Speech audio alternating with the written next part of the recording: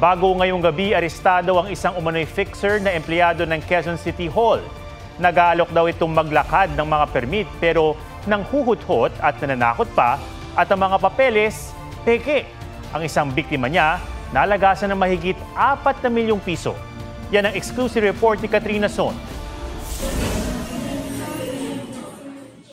Nakunan sa cellphone video ito ang dalawang babae sa loob ng isang restaurant sa Quezon City. Ang isang babae nag-abot ng brown envelope sa kausap. Umalis saglit ang babaeng inabutan ng sobre. Pero pagbalik, nilapitan siya at hinuli ng mga operatiba.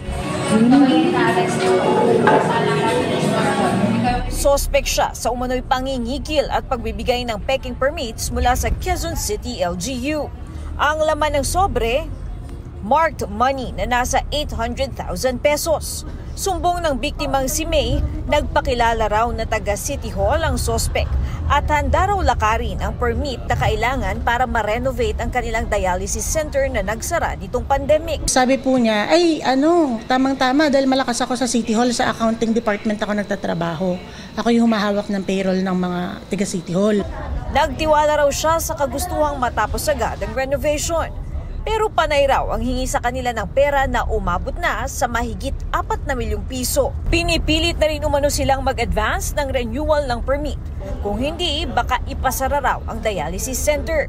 Dahil nagdududa na si May, pina-verify niya sa Quezon City Hall ang hawak nilang permit galing sa suspect.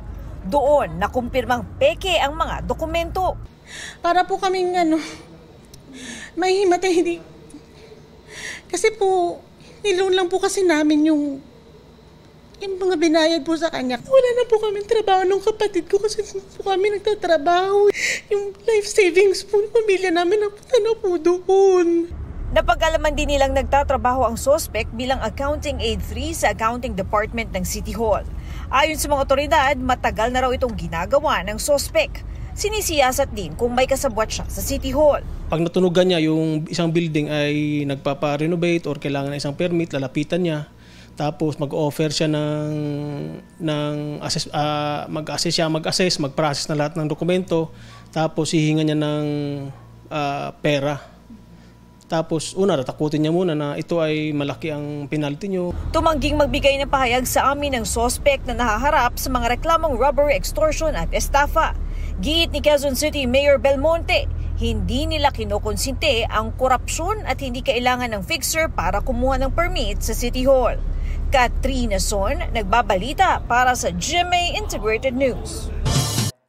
Huwag magpahuli sa mga balitang dapat niyong malaman.